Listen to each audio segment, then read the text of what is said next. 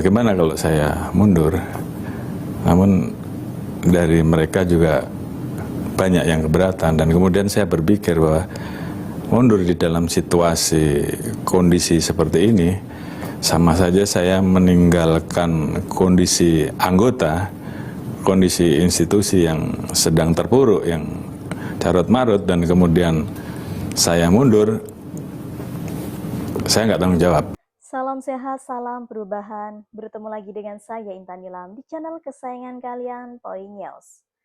Ya, meski Komite Reformasi Polri telah resmi dibentuk dan mulai bekerja, memberi masukan kepada Presiden Prabowo Subianto, posisi Jenderal Polisi Listio Sigit Prabowo sebagai Kapolri tampak masih aman ya. Dalam beberapa pernyataan publik yang terbaru, Listio ini menyatakan siap menjalankan arahan Presiden termasuk jika menyangkut jabatan, namun dia juga menegaskan tidak akan mengundurkan diri secara sukarela. Komite ini dibentuk oleh Presiden Prabowo sebagai respon atas banyaknya kritikan dari publik terhadap kinerja Polri, termasuk tindakan kekerasan aparat dan juga lemahnya akuntabilitas. Komite ini terdiri dari tokoh hukum, akademisi, mantan pejabat, serta perwakilan masyarakat sipil. Marah Prabowo, marah, baru disusulkan jawabannya. Ini kan melawan perintah. Nah, yang menarik lagi Pak, kalau kita lihat pembentukan pengumuman tim reformasinya polisi yang dibentuk Sigit itu dilakukan pada saat presiden tidak berada di dalam negeri. Itu boleh dikatakan apa? Itu kudeta kebijakan Pak. Nggak main-main. Fokus utama dari terbentuknya Komite Reformasi Polri ini, mereka ini adalah merumuskan arah reformasi Polri yang menyeluruh dan berkelanjutan.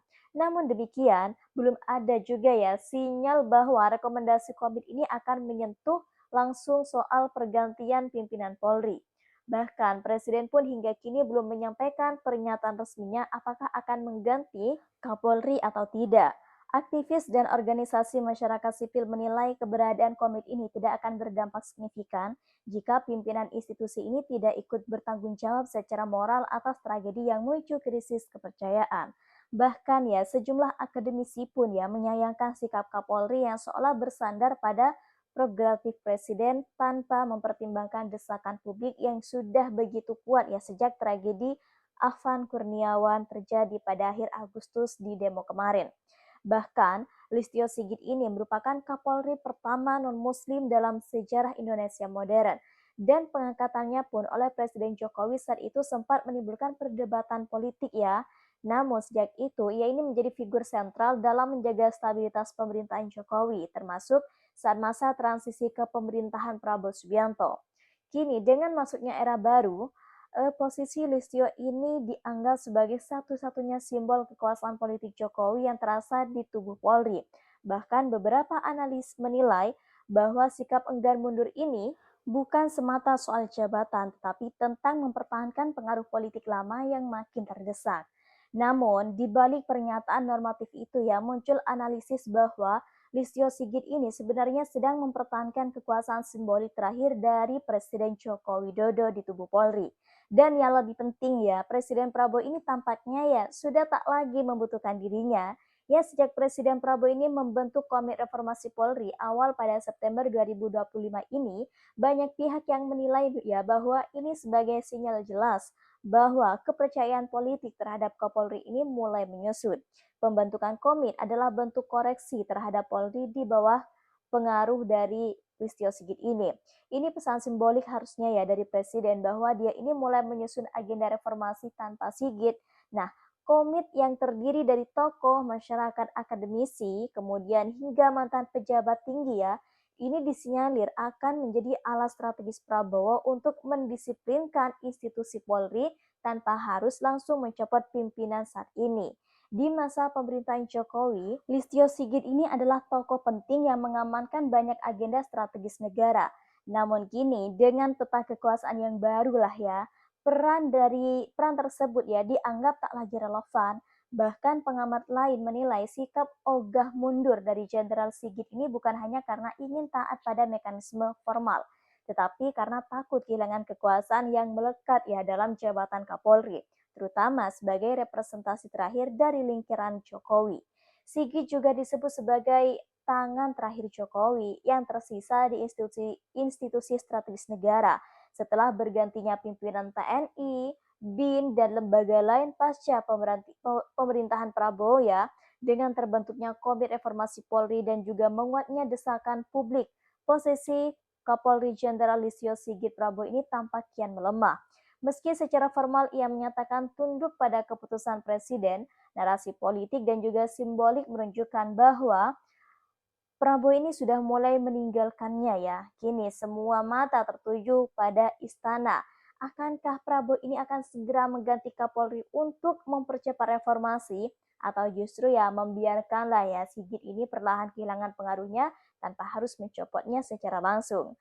Dalam sejumlah pertemuan internal, lingkar elit politik dan jurnalisme, sumber yang berada dekat dengan istana ini menyebutkan bahwa Jokowi ini menekankan pentingnya konstitusional, stabilitas kelembagaan, serta agar Polri ini tetap menjadi alat kebijakan negara, termasuk dalam agenda pemerintahan Prabowo. Nah, dalam konteks tersebutlah, peran Kapolri yang loyal dan kompatibel terhadap visi nasional dianggap strategis dalam menjaga kesinambungan masa pemerintahan sebelumnya. Ya, meski demikian ya, interpretasi politik dari tindakan Jokowi pasca masa jabatannya menunjukkan bahwa ia ini masih memiliki jaringan pengaruh lah ya, dan menunjukkan juga figur-figur yang dianggap netral atau aman bagi transisi kekuasaan menjadi bagian dari strategi legasi kontrol. Nah, di tengah spekulasi politik, muncullah narasi bahwa Presiden Jokowi ini sempatlah ya menyarankan agar Listio Sigit ini tetap berada di posisi strategis sebagai kawan kebijakan bagi pemerintahan Prabowo. Nah, tujuannya disebut-sebut untuk menjaga kesinambungan agenda lintas rezim terutama di bidang keamanan dalam negeri. Ya, meski tidak ada pernyataan resmi dari Jokowi yang menyebutkan istilah tersebut secara langsung, namun pengamat menilai Jokowi ini masih memiliki kepentingan agar orangnya tetap bertahan di posisi strategis. Pembentukan Komite Reformasi Polri ini dianggap oleh banyak pihak sebagai sinyal jelas ya bahwa Presiden Prabowo ini mulai melepaskan ketergantungannya terhadap Listio Sigit. Nah, komite ini diisi oleh figur-figur yang tidak berakar dalam struktur Polri saat ini, yang menunjukkan arah perubahan dan juga pemisahan dari kepemimpinan lama. Bahkan ya, beberapa sumber di dalam lingkaran pemerintahan ini menyebut bahwa komite ini akan memiliki kewenangan hingga ke level rekomendasi jabatan. Nah, bila ini benar, maka posisi Listio Sigit ini makin rentan. Di tengah spekulasi politik, muncul narasi bahwa Presiden Jokowi ini sempat menyarankan agar Listio Sigit ini tetap berada di posisi strategis sebagai kawan kebijakan. Nah, tak hanya di level politik nasional ya, kontrol Listio atas internal Polri juga mulai melemah. Bahkan sejumlah laporan yang menyebutkan adanya ketidakpuasan di kalangan perwira tinggi terhadap gaya kepemimpinan Sigit yang dianggap terlalu sentralistik dan kurang merespon dinamika pasca 2024.